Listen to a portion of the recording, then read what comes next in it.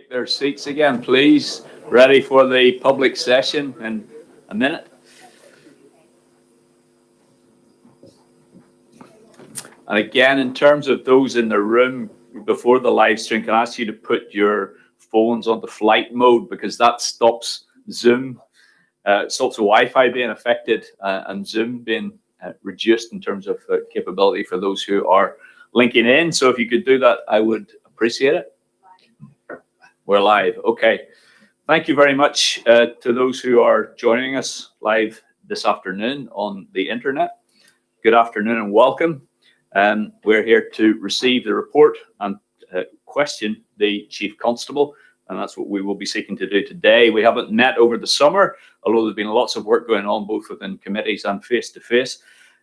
But Chief Constable, since the July board meeting, there have been a number of issues, a number of which you have actually addressed within your report, and we'll begin by congratulating you and your officers and partner organisations on the successful operations in respect of tackling organised crime, paramilitarism and terrorism over the last few weeks.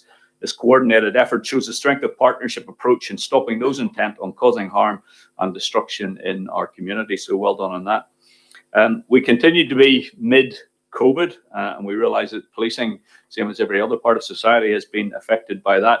The recent outbreaks in Antrim and indeed since as well remind us of the challenges that you face every day. And I suppose to some extent it's quite remarkable that there's limited a number of incidents in terms of the PSNI as there have been, but we look forward to the update on that.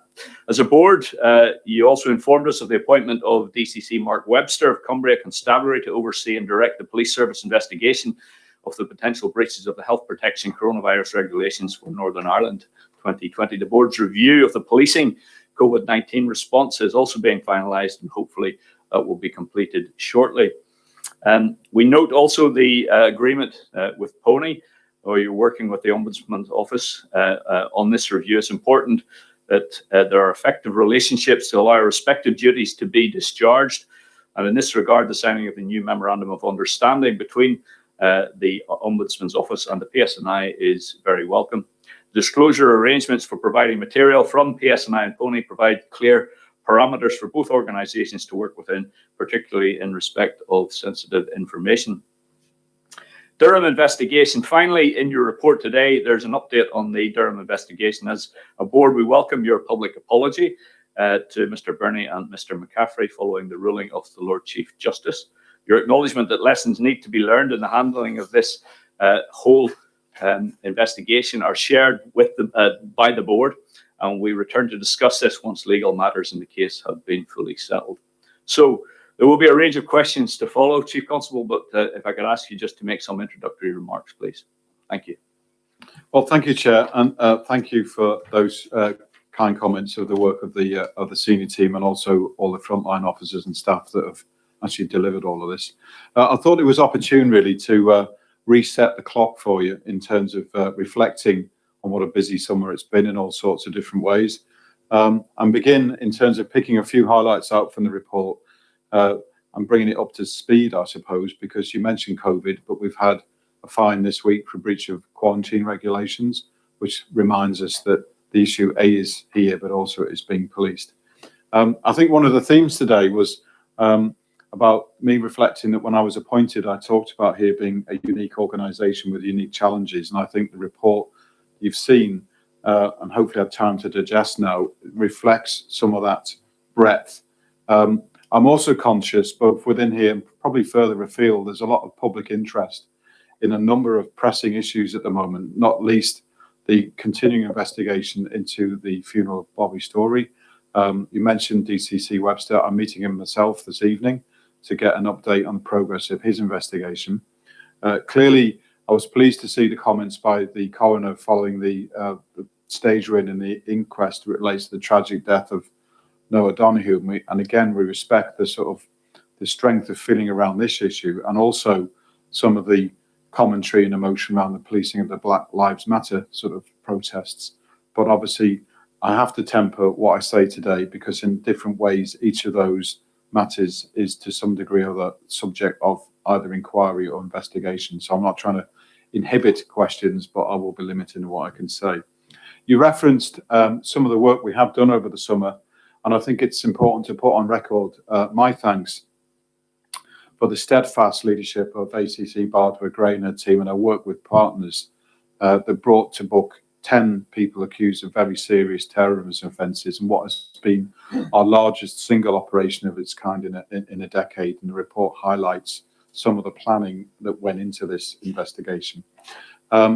I think in other areas, I'm pleased to report that our pursuit of other types of criminality continues apace. You mentioned, Chair, about serious organised crime, but there's some detail there in relation to the operation we supported the National Crime Agency on, and also the ongoing work of the Paramilitary Crime Task Force and some specifics.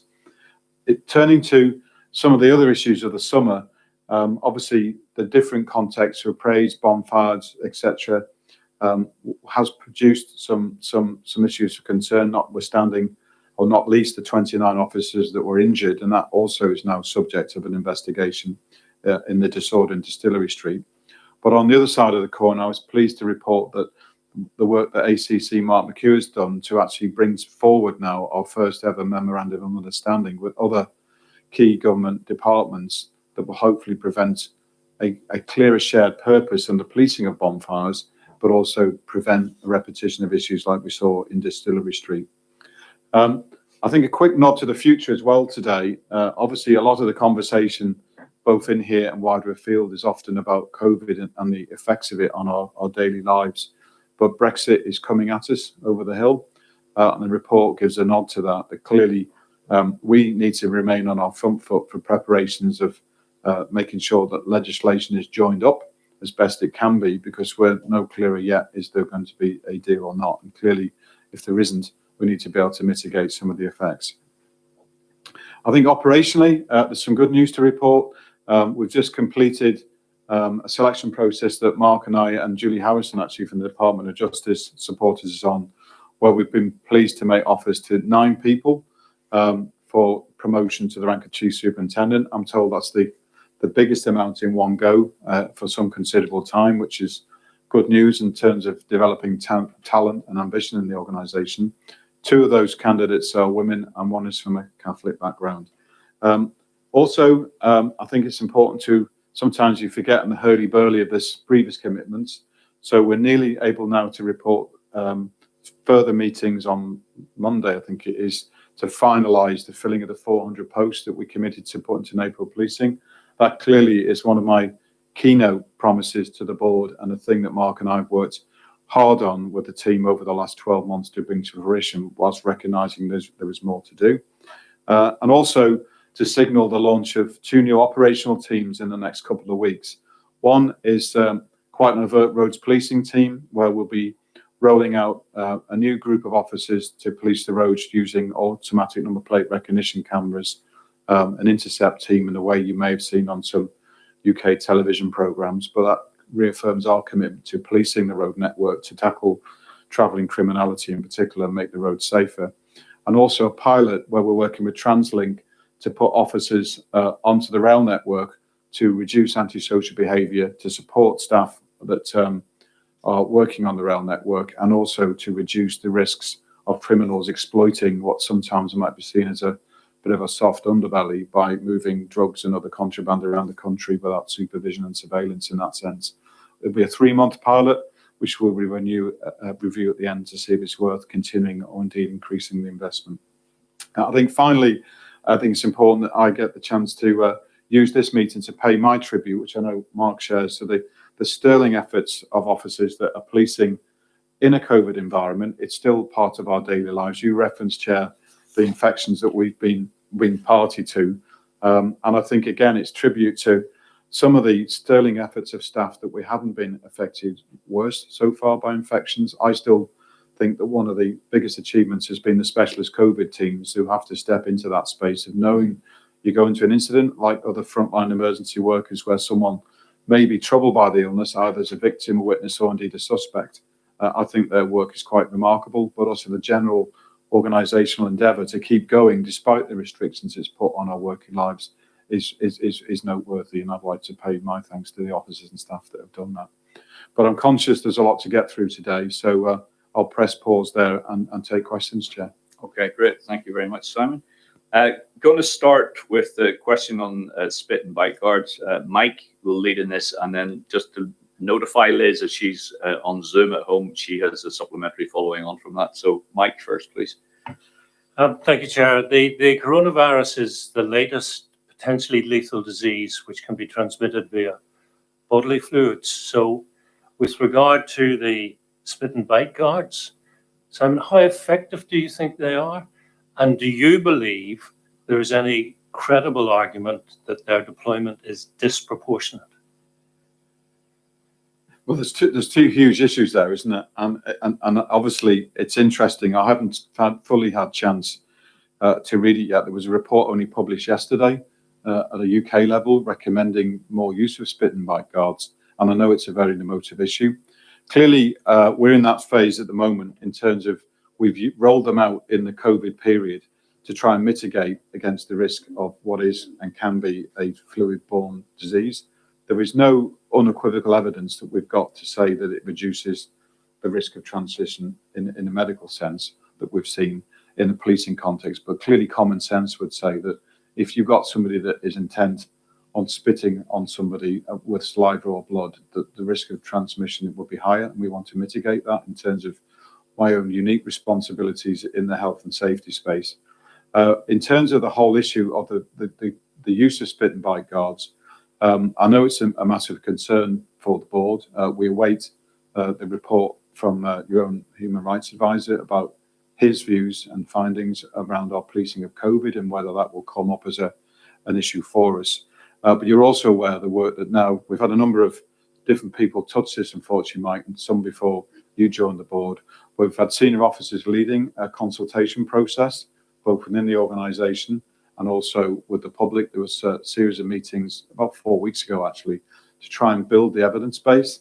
I think in terms of the massive equipment, I recognise that part of my responsibilities are to equip frontline officers and staff, because the spit and bite guards are used on the street, but also in custody centres, with appropriate equipment, because we have to be able to discharge as best we can a safe working environment.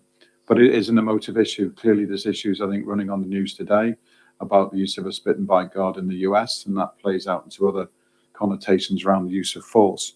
So that we need to sort of keep reviewing the evidence base before we bring a commitment here at the end of the consultation period, which we're aiming for next month at the moment, although we may seek to negotiate a bit of slippage on that to make sure we've got the best evidence possible, and then bring it there. So in terms of the specifics, I think we are looking to see how we get the best evidence. I think officers and staff should be given the kit they need to do the job, but we need to mitigate the concerns about any abuse of human rights and the application of force that can put suspects themselves at risk. But equally, we've seen some nasty incidents of spitting over the last few months where officers have clearly been put at risk. Okay, thank you. And Liz, if you want to come in on the back of that. Yeah, thanks, Chair. Just leading on from my explanation, I suppose, and some of this the Chief may have to come back to me on because it is more in figures. But can I ask just how many officers now have spit and bite guards as while on duty?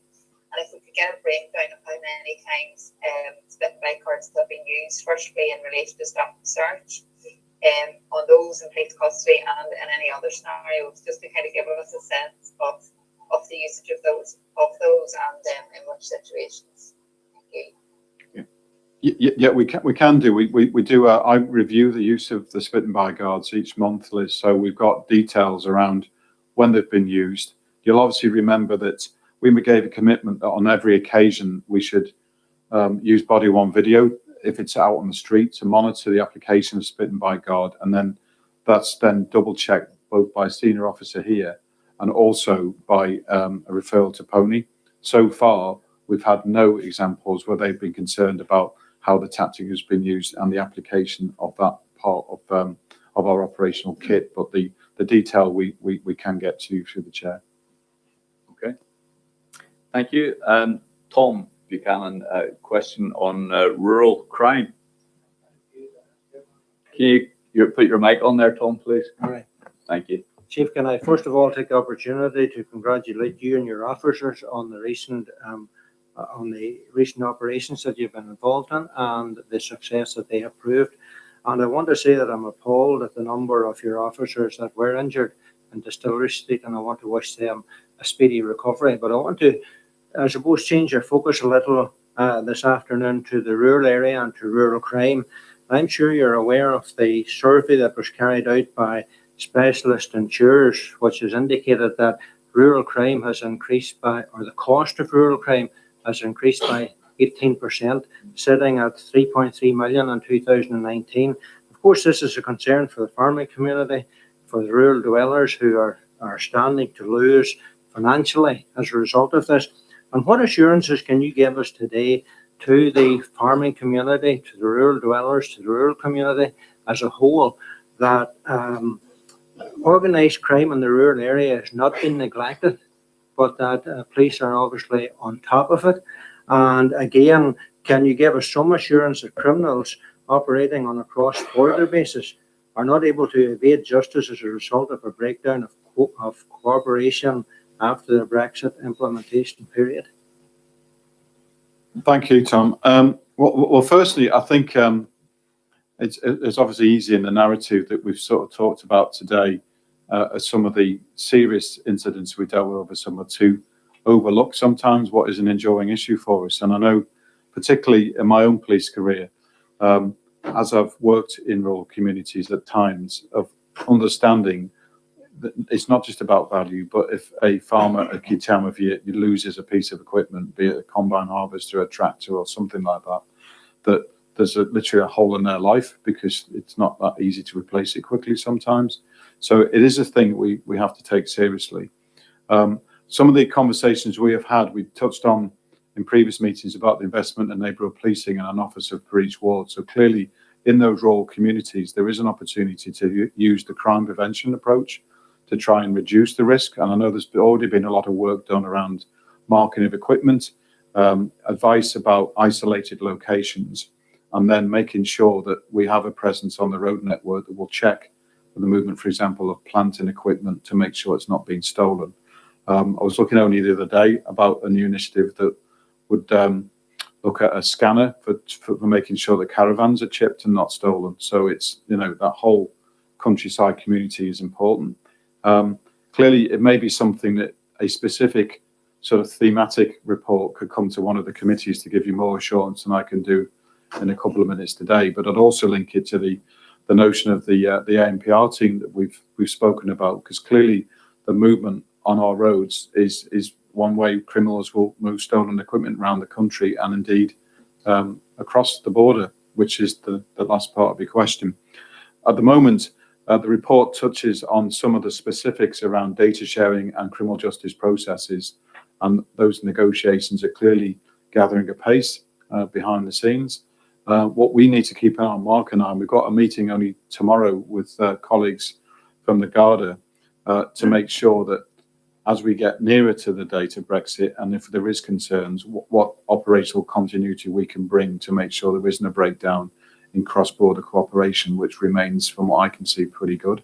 So that, again, is something as the months move now towards the end of the year, we can update regularly to the board. Okay, thank you. Michael, you have a question around rape convictions. Right. Chief Constable. Sorry, Tom, can you just switch off your mic and then that's it. Thank you. Okay. Chief Constable, good afternoon, and congratulations again on recent successes. Good to see you back after the summer. I want to just ask you a question, please, about the progress in dealing with serious sexual offences. By way of background, it sort of follows on from recent cases of serious sexual offences in Northern Ireland. The Gillen report was issued in May of last year, and there was about 250 odd recommendations contained within it. As recently as July of 2020, this July, the Department of Justice has noted that just 11% of those recommendations, which are broad across a number of bodies, have actually been implemented. In parallel with that, the Victims Commissioner for England and Wales has published a report recently, which is highlighting a sort of catastrophic failure in the success rate of prosecutions in serious sexual offences, rape cases or whatever. So the question is really how you feel in terms of progress implementing Gillen and how this will address potentially improving the situation in prosecution rates in Northern Ireland. Thanks for the question. There's obviously a whole raft of stuff that sits underneath that, as you probably be aware, Michael, because I suppose if you break it down, firstly, in relation to the specifics of Gillen, it was an enormous and wide-ranging report, and you referenced yourself the number of recommendations. To give you some reassurance, that has tracked internally, both within the public protection sphere, and also it comes into one of our governance meetings that Mark sort of is a gatekeeper for, to make sure that we don't let those recommendations which we accepted drift. And also, through my other day job, as it were, I report progress on Gillen into the Criminal Justice Board, which is chaired by the Justice Minister. So the broad sort of architecture is there. I can understand why there's frustration that there's still more to do. But broadly, I think in terms of reassurance, there has already been some work done. About 18 months ago, it started in the public protection branch to make sure across the districts that our approach to this sort of crime is consistent, that good practice and standards are there, that we achieve best evidence where we can, as contemporaneously we can. And also, frankly, it's an opportunity to pay tribute to the work of the Rowan Centre, which is often overlooked. We're not unique here. It's a practice that we see in other parts of the United Kingdom, but having a specialist centre where victims of sexual crime can get appropriate support and advice, as well as begin to tell their story, I think is hugely important. We do track some of the, if you like, the UK recommendations and the work of the Police Chiefs Council, because clearly, that some of the picture presented in terms of the current response to the investigation of crimes like rape in England and Wales are soul-searching, and clearly some of the maybe well-intentioned practice, particularly around mobile phone seizure, has had an adverse effect on victims' confidence and also conviction rates. So it's something that we do take seriously here, and there are a number of specific areas where we'll touch this in both performance management and governance to make sure that we're providing the best service we can. And I know it's something that Barbara Gray, who was leading on this, and now Mark McEwen, who's taken over from her, takes really seriously. Thank you very much. Okay, thank you. Joanne, you have a question around the paramilitary crime. I do, thank you, Chairman. Chief Constable, like others, I very much welcome the enormous successes you've had over the summer in your operations against terrorism, paramilitarism and organised crime. I think the whole of Northern Ireland is delighted to see such activity. My question relates to this and comes in three parts, if you'll bear with me, please. The first is, it would be useful for us if you would put into context the impact of these operations on the organisations concerned. Secondly, in my time on the board, we've had 2 visits to the Organised Crime Task Force. And the first was, at that time, the PCTF was looking into 10 organisations, 10 or 12. The second visit was 8, and now we're at 5. So I'd be keen to understand the status of those who are not listed in your report. And lastly, I think it would be useful for the general public to know and understand, because it's a question that's often posed to me by my constituents, why some crime organisations are investigated via the PCTF and others are tackled in a different manner. Thank you. Right, so there's quite a lot there again, so I'll try my best. So, in case I have to phone a friend, I'm sure Mark's on standby. But I think firstly, in terms of the impact, that is one of the $1 million questions, isn't it? Because when you're dealing with that sort of industry, which effectively it is, there's always the risk you take out a couple of people, for example, drug runners, and someone steps forward to take their space, and the community might see respite but no long-term difference. What we do, and again, this might be something we can bring in a different space, because we've touched on this a few times in the past. We have a scoring mechanism for the effect of organised crime groups, which is it reflects a UK-wide scheme, but it was scrutinised particularly in the review that the National Crime Agency did for us almost a year ago now, as time flies. And we have discussed with the chair about when is a good time to bring more specifics around that review, because I think as either a committee or as a board, you haven't seen the the granular detail yet.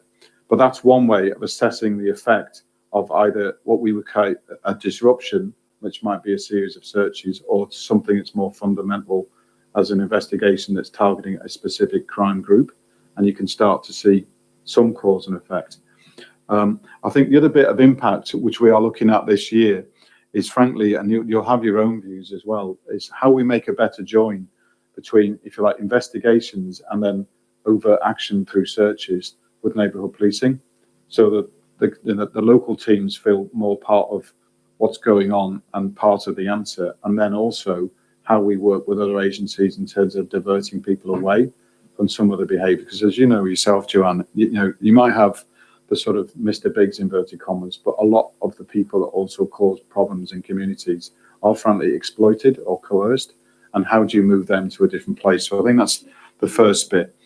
I think the second thing, in terms of this is always the danger. We've talked in the past about funding streams and then the performance measures that go with funding streams. You do run a risk of almost like stovepipe policing, that this lot has a remit to do this thing and somebody else over here, it's not in their remit. And that's something that Mark and I are trying to develop at the moment with the senior team around a fresher approach to tasking of resource, both daily and in the medium term, to reduce the sort of not in my remit culture and look at more where cause and effect comes to bear, so that if the biggest issue either in a place or by risk is by pooling resources, that's what we're doing. And there's some work that John Roberts is leading at the moment to see how we better line up the work of some of those teams that you've mentioned, who are making really good progress when you look at the figures, but with other operational units we've got, like the terrorist support group, so that we can, basically get more bang for our buck in that space. And that's something we'll be able to report on in a few months' time. But I don't know if there's anything else you want to say, Mark, if I've missed any bits. I don't know, Joanne, if you're referring to different agencies' approaches to what to the operations of someone who's involved in one and not involved in another. If that's the other point you're making, if as to why one agency would be involved in one and not involved in another, is that? No, the issue is more that obviously who the Paramilitary Crime Task Force investigates is, there's a list of groups there that doesn't include, for example, the IRA, the real IRA, and so on. So it's to enable the general public to understand why some prescribed organisations fall under the remit of the Paramilitary Crime Task Force and yet others do not. So it's the difference between security and organised crime. But I think that is something that the general public doesn't necessarily grasp as to why, because sometimes it appears that the focus is all one-sided whenever there's actually a lot of activity going the other direction, but it falls under a different remit. So it's explaining that remit. Again, so very broadly, there are described as sort of national security targets, so to speak, and those you're categorized as not. So the difference that public will see is that there are a number of, if you want, gangs, terrorist organisations who will be regarded as national security targets, and therefore then the national security apparatus of the entirety of the UK then is brought together to assist with us, and the lead for many of those areas, as per the standards agreement, would be with security services and an element of that. If there are gangs who maybe in the past would have been regarded as that, but now are just more involved in, with respect to drug dealing, people trafficking, and all those horrific offences against communities, those would be led primarily by us as a police service with support from partners.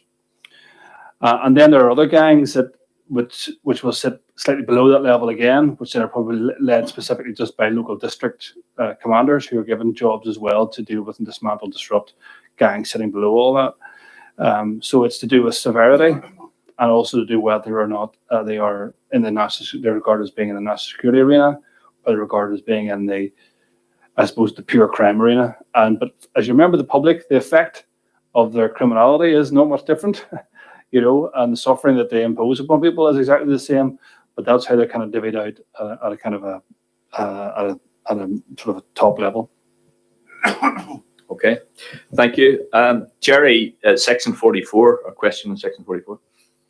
And thank you for the detailed report, Chief Constable.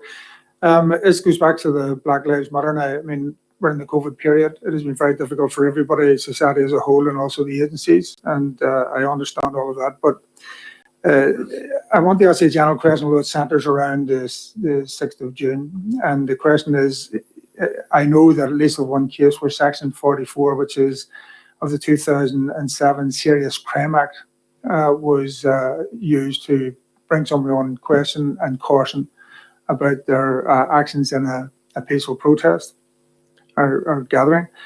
And I was going to ask, how many others has that been used on? Because, as you know, there is an accusation of discrimination in terms of that. I understand you can't talk about a specific case, but I want to know in general how often, and do you not think that it is too strong an act to use in terms of what we're dealing with, in terms of what at that time at least was a peaceful protest, whatever else it was used for, the Section 44 later? Thanks, Jay. I think the specifics in how many times you've used the legislation, we'd have to take away and then provide an answer either through the chair to yourself or back to the board. Could I just, and is there any more than that single one? Maybe you don't know that either. I don't know. Okay. Yeah, so that's why we'd have to check if it's been used in other circumstances. In the specifics of the 6th of June, you're obviously aware that there is now an investigative process. So again, it's limits. But I think it was, I know there was careful consideration given by the Gold Commander about use of that power, and also about the balancing between the right to, or the desire to protest, as well as the intention of trying to reduce the risk of transmission of COVID by large numbers of people coming together. But the rationale for its use and whether that's appropriate will obviously be now determined by the court process. Okay, if you came back with the numbers, because as you know, the accusation is one of discrimination. Okay, thank you. Dolores, question around Durham. Yes, and could I say, I want to congratulate those people who have been appointed to Chief Superintendent and welcome the fact that 2 women and 1 Catholic, but it falls far short of the 50% representation that both those sectors are in society. So I will be hopefully meeting with you at a later stage to discuss how we get them to that level to begin with. But we've seen already significant costs around Durham, over 200,000 to date, and I think a real expectation is going to be a lot more. But there was also a criminal investigation, I think, into the Police Ombudsman's office. I wonder, could you get any update as an aside on that? And also the lessons learned. I mean, unfortunately, neither you nor the deputy were in the meetings with ourselves when this first started out as an escapade by some, it would seem, and a very unfortunate and costly one to the public person, in particular to policing. So I also would want to say I very much welcome, alongside the chair, the public apology. I think that was the right thing to do, and I think he did it in a very timely manner. But I wonder, I think it's important we do get a conclusion to all of this and very quickly get a look at the review and the lessons learned and how that's going to be shared with the board. Again, I think in broad terms, Dolores, it's one of those matters where some proceedings remain extant, so that some of the parties involved in this whole affair are in mediation at the moment. So I'm limited about what I could say because of that. I think it's about reinforcing that there was a determination to apologise quickly when that felt like the right thing to do. The specifics, as far as I'm aware, that final bit of the investigation, we still await final advice, so that we can't draw a line under that yet. And also the same issue applies to the investigation that Durham had started in the first place. So that as soon as we've got, I think it's from the PPS, we await final decision, that we can update the board on what that is, but we haven't had it yet. Some officers will recollect that at the board here I raised concerns about the Durham Senior Investigating Officer. Yeah. Who is currently the Senior Investigating Officer? Is that a police PSNI officer or Durham? And what reassurance is that some of the lessons that Durham should have learned and how policing is supposed to be conducted here and the code of ethics, that this officer is applying those that would be reasonably expected here? Mm-hmm. Well, again, sorry, obviously, there's a very well rehearsed story about, as I understand, what led to the initial commissioning of who was appointed and why, and that's something that is probably best answered by my predecessors about what was in their mind when they did it. The current senior investigating officer is from South Yorkshire Police. She's a woman, is highly trained, experienced, and she is now leading the conclusion of those investigations.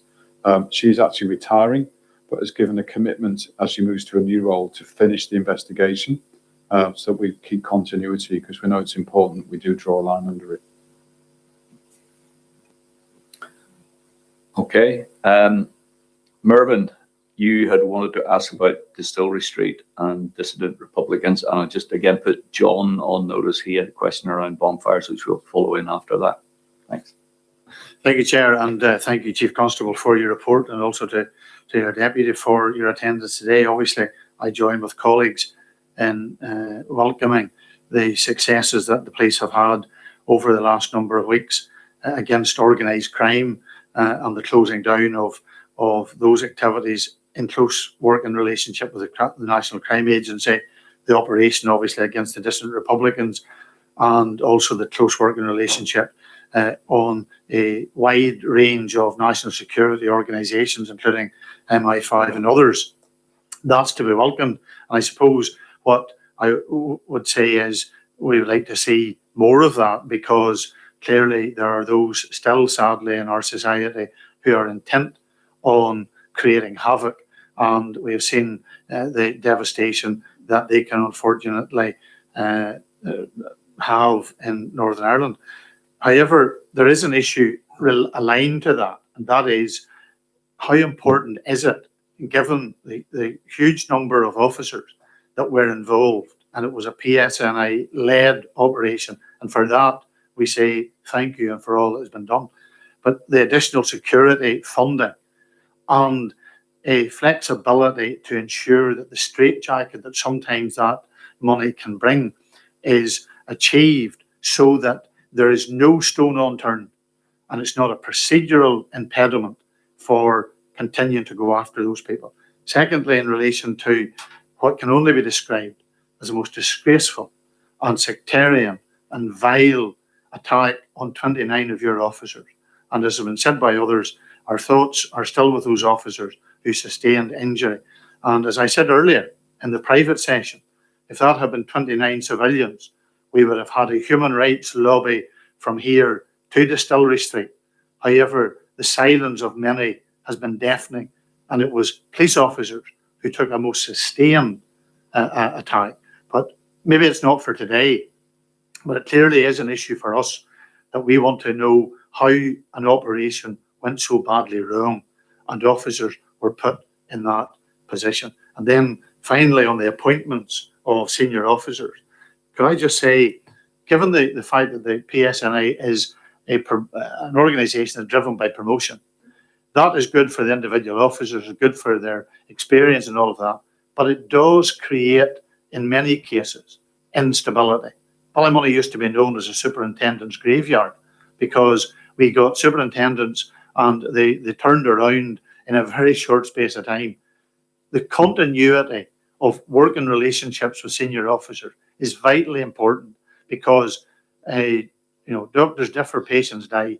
And I have to say, I would like the assurance that in all of these changes, having worked up relationships across the board and across Northern Ireland, that continuity of service and the way in which the service is delivered won't be affected. Thanks, Meryvn. There's a few bits there which I'll try and pick up bit by bit. Firstly, even in relation to your opening comments, I know it wasn't a question, but I think the byword to watch is no complacency. There's been some significant investigations, but unfortunately, people still remain intent on causing harm through terrorism or indeed peddling drugs, smuggling people, etc. So I think there's that commitment that, as fast as one investigation has proceeded to the courts, we've got to pick up the cudgel and keep going.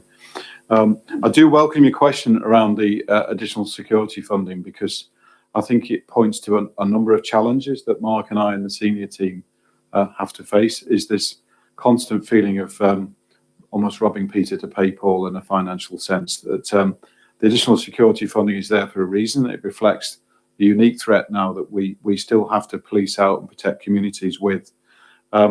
One of the things we're trying to get support at the moment is actually to use some of that funding to grow some of our neighbourhood policing footprint further, because I think if we just stop the fight against terrorism by investigation, we're missing a trick. And some of this is actually about developing different relationships with communities. But the totality of the funding is important to us. It's one of a number of streams that supports our main grant.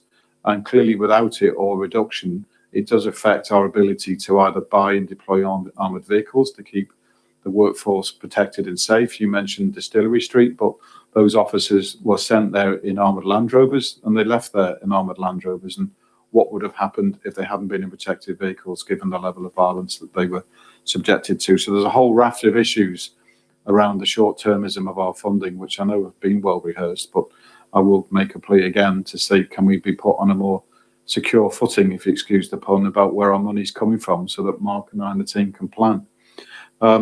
In relation to Distillery Street, clearly I was on duty myself that afternoon, Meryvn, and when the news started to trickle in about the disorder and also the number of officers injured, it was really disturbing. I went down to Musgrave that evening and then managed to speak to all of the officers directly, or sometimes had to leave messages, that were affected by various forms of injury because of what they were subjected to. There's clearly now a number of arrests made, so again, limits to what I can say. We will bring the detail to you when the court process is a further advance, because there's a timeline which probably helps explain what happened. I think in a policing context, it's not to excuse the extreme levels of violence which officers were subjected to. But if you look at it longitudinally, the good side of this was that was the only disorder. No, there was a worry that this could have spread further that evening, but by the tactics that were deployed through the work of Mark McEwen and his team, we managed to keep a lid on things. So it could have been worse still. There has been an operational debrief to learn any immediate lessons in terms of tactics and equipment and such like. And again, we'll be able to probably come back on that to a committee with a bit more clarity, notwithstanding the criminal justice side. Again, on appointments, it's a good point, and it's one of those constant tensions in policing that we talked in the meeting about our investment in neighbourhood policing, and I've never worked anywhere where, never mind senior appointments, but it's just like, we used to PC burn in Ballymoney and you've just moved in. And so it goes on. So there's this tension where people are, quite rightly want to specialise, have ambition in different ways. That how do we manage that thing better? I think it's important to mark that without setting too many hairs running, this promotion round and some of the recent work we've done at superintendent level as well is the first time for Mark and I and the top team effectively to put our mark on things since we've been together. So there will be a process in a few weeks where we're looking at all the superintendent ranks right across the country to see where there's best fit in terms of the policing challenges as we'd anticipate for the next 12 or 18 months, as well as the sort of people we need to deliver on some of the changes we've got planned in terms of modernising the organisation, which we haven't really touched on today. But we are conscious that we have to get the balance right. The only main reassurance I could probably give today, and it will come on a future presentation, I suppose, when you look at the people strategy, is we now have a test of three things on any of our moves around almost like one of those Venn diagrams of three things. Does it meet community need? Does it meet organisational need? And does it meet individual need? And sometimes the importance of that might flex. And we're using that more as a rule of thumb now to make sure as best we can, we edge get fit, but also we don't disturb the stability of our district is policed.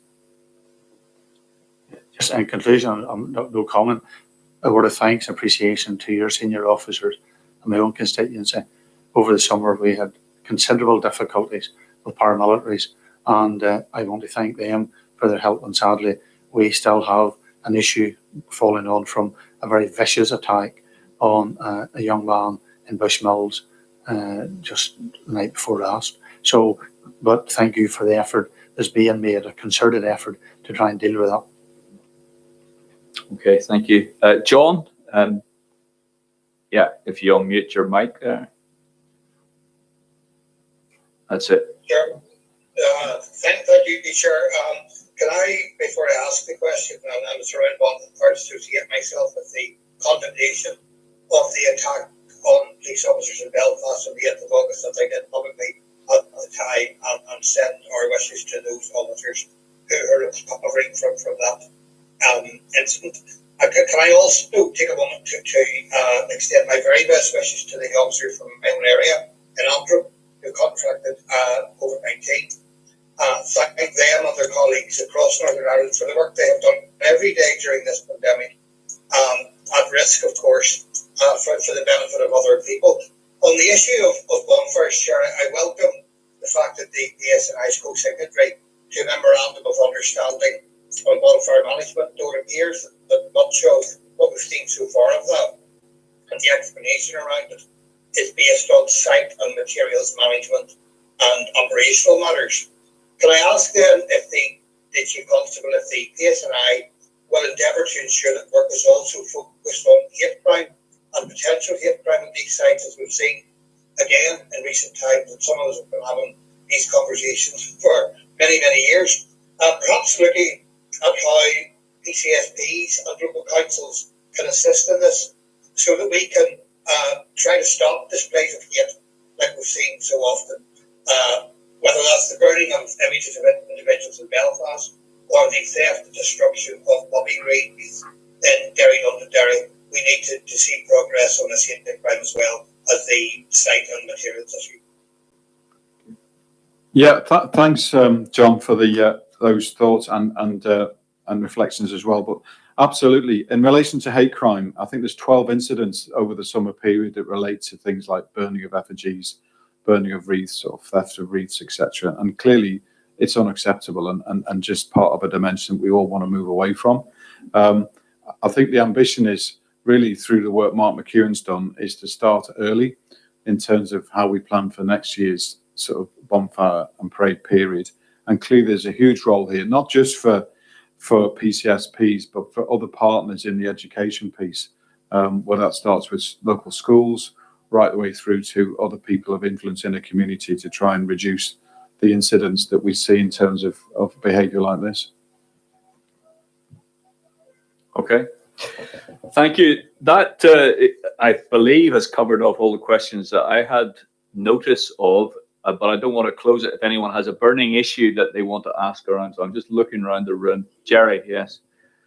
It's actually not so much burning as a slow burner. You mentioned earlier on about the 9 superintendents, and there was 1 Catholic and 2 women. And is that reflected, and I presume it is reflected across the whole width of superintendents? And what has been done in terms of that? I mean, one of the questions I would ask is the panel, I presume a panel sits for the promotions, is that balanced? Are there women on that panel? Are there people with different backgrounds on that panel? Well, the panel for the last round, Gerry, was actually Mark, myself, and Julie Harrison from the Department of Justice. So there was hopefully a broad sort of diverse panel in a literal sense, but also in terms of our experience and thinking. Obviously, in the selection process, we run competency-based process, so we have to judge the evidence against a set of behaviours, and we tried, frankly, to get that as really hard last week to get that right. And there's also an independent person in the room to make sure that our thinking doesn't become an echo chamber and we go off-piste. I think the broader question is, whilst it's good news for the individuals, absolutely there's more to do in terms of, you get the first bit of recruitment into the organisation, but the development of people, officers and staff, is definitely one of the priorities of the 5 themes you'll see in the people strategy. So an example is some work we just started with Police Scotland, some joint coaching and mentoring and support to actually accelerate the development of women through the organisation on something called Springboard. But this is just a first step. I mean, I think Mark and I are keen that we get more rigour to talent management in all its senses, so we can reflect in the top ranks as much as at the front end the nature of the communities we police. So we recognise there's a lot more to do. I mean, I understand that it's a societal problem, so it's not just with the police, but I think it's very important because of the police service, that there is action taken. And if you're saying that there's, if you like, pre-training, maybe that's the wrong term, but certainly bringing people up to scratch with what they're facing right across the board. There's something needs to be done in terms of trying to get that balance. It is hard to believe that that only, a small percentage of women are capable of that job, or a small percentage of Catholics, or for that matter, a small percentage of ethnic minority groups. Okay, thank you. Dolores? Sorry, Chair, but as I know we're dealing with many current policing matters, and I wish it were that all of the time. But in terms of legacy, I do know that you made a presentation, and the British government are up to their tricks in not honouring the agreements that have been reached here in relation to legacy. But I wonder, can you shed any light on, or have you any thinking on what the latest steps are? Because we're not getting very many answers, and certainly the commitments made to victims and survivors thus far have not been honoured in previous NIO consultations. So I just wondered for your analysis of where the situation's at current. Thanks, Dolores. Well, yeah, I was at the Northern Ireland Affairs Committee slightly differently by Zoom yesterday, but I thought it worked really well, actually. But both myself and Bobby Singleton were able to advise the committee of some of our thinking. So we didn't go with an operating model about what we think the response to legacy should be, because our view was, having talked about it actually as a team, but across a number of people from different communities, that we'd already made some proposals pursuant to the Stormont House Agreement. And obviously, we then needed to comment on the latest proposals, which, as you're aware, they're quite brief, and I made comment on that yesterday. What we did do is point out three things, really, and there was a whole raft of other stuff that was questioned, but fundamentally that to try, and it was reflected in a question in the private session, that whatever the answer, if there's a need to invest more in somebody to investigate legacy crime, where are you going to get the investigators from? We talked before, John was mentioned about the dearth of investigators currently within the organisation, but even if it's not something that's left with us to do, where we're going to get them from. So that was the first concern we highlighted, and the feedback we'd already had from National Peace Chiefs Council. If we get another inquiry that Mark and I have to effectively push outside, their feedback was early in the year that there isn't anybody. If you've got some of these issues around the practical independence argument. It was also about reminding the committee that legacy extends beyond investigation, important as that is. We're running over 1,000 civil litigations and 42 judicial reviews at the moment. So it consumes a lot of time, resource and emotion. And also it's remembering the trauma and the hurt of loved ones, about dealing with loss in all sorts of different ways. So it's balancing that. And also just the sheer practicalities. At a previous meeting, I know there's some concerns about the threat to the roof at Sea Park and the archive. And I think we've got John involved now in the oversight of how we're managing that. But I think that the fact I quoted yesterday, that at best guess, we retain 95 tonnes of criminal justice material and 44 million items of intelligence effectively in relation to the legacy area. That is enormous by anybody's stretch of imagination. And they were the three things we were trying to say have to be understood and addressed, whatever the answer is. I didn't comment any further broadly because I think this is a political issue and a community issue, and it needs consensus to move forward. But in the meantime, it's holding the PSNI back and society, one my lord. Okay, final two questions, Meryvn and then Tom to put a cap on things. Meryvn. Yeah, thanks, Chair. Just noticed in the paper, Chief, you made reference to sort of what seemed to be additional training needs in relation to exit from the EU. I was just wondering what they were. And then the other point is, which we should have also thanked your officers, however, and that was in the conviction of Christine Connor, and is now thankfully behind bars. However, that incident took place in 2013, 7 years later. I have to say, I do think that that's not a question for you, Chief. It is a serious question for the criminal justice system, that it took 7 years to put somebody behind bars, and then people talk about having success. But I think that that's the environment, unfortunately, that your officers have to work in. We can get the reference to the training, Meryvn, but going backwards, I think it's worth commenting that that's something that I've raised a number of times with the Minister of Justice that we do need to modernise the criminal justice system, because it's not just terrorism. We talked before about sexual crime, how we can pretend we support victims. And indeed, sometimes if you accuse an offence and you're innocent of it, you've got that burden for years and years because of the inbuilt inefficiencies in how we approach criminal justice. So that I will use every occasion to call for reform, because it just takes too long. And that can only be a disincentive to people coming forward. So it's something we've raised. We've made some small innovations in the COVID period about making more use of technology to try and speed things up. But I'm worried now that there's an increasing backlog of cases yet to be heard in the courts because of COVID, and it will only make matters worse. So that remains personally one of the top strategic issues for the organisation, to try and encourage reform and modernisation. In terms of the Brexit training, Mark was just going to pick up on that specific.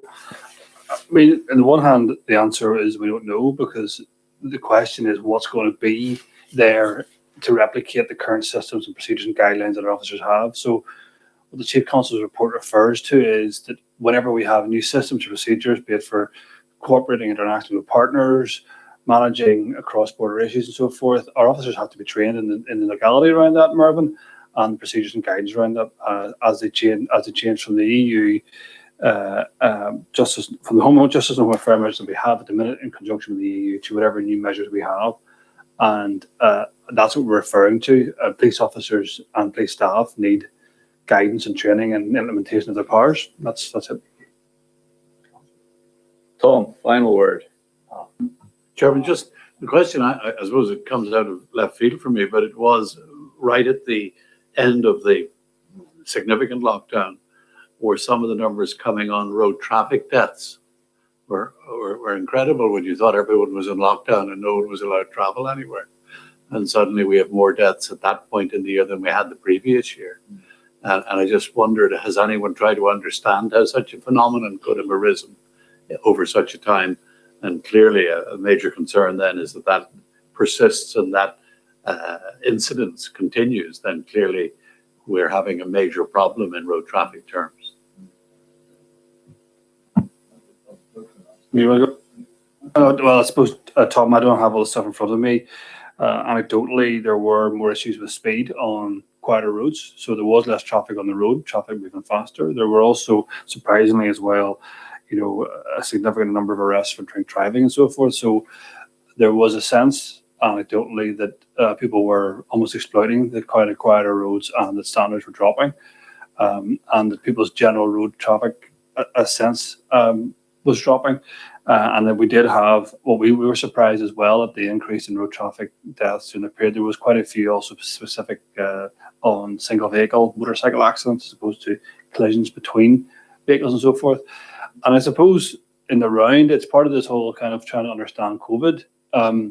We saw an increase, for example, in that. We saw a dip in crime levels over the period compared to the previous year, but overall crime down, with some crime levels up. And it probably will take us a year or more to really understand what the COVID period has meant for us and what it means in perpetuity, how much actually things have actually changed. But we were as surprised as anybody else by that. So yeah, less traffic on the road, but actually in some respects more dangerous. And also, we also know when you have more traffic on the road, it travels slower. So so speeds, people naturally push their speeds up. But we'll probably come back to you with maybe a more precise response. Not probably in the coming months, as we get a sense of where everything's been. We do particularly take up the point around budgets and uncertainties, and this has come up many times before, but we will work with you in advocating for the budgets that are needed to provide the numbers of officers and indeed the digital program and estates program that's needed to go forward. So we look forward to working with you on that. And again, within the pile of papers here that we've got included is your 2025 vision. And we look forward to having you talk to the board about that before we meet again for the next board meeting. So before the end of the month, 24th is what we're looking at, but we'll confirm that as we go along. And for those of you who watched online, thank you for joining us. And the next public board meeting, and indeed the next board meeting, will be on Thursday, the 1st of October. Look forward to seeing you then. Thank you very much.